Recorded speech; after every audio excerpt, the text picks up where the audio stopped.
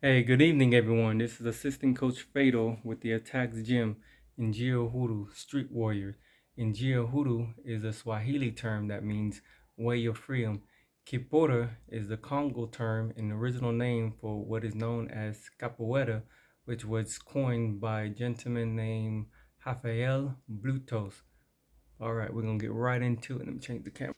What we're going to do here is I'm getting ready to take my Siempre Vida tea and I'm gonna boil it only because we want to make sure there's no bacteria or nothing. I highly doubt it. I don't use pesticides and all that stuff. I washed it very thoroughly. But the fight you always win is the one you never in. Also, what I decided to do is I got more leaves here and I'm gonna chop these up and then I'm gonna put it in a pot and try to see if I can get a stronger tea, and then I'll show you guys that progress.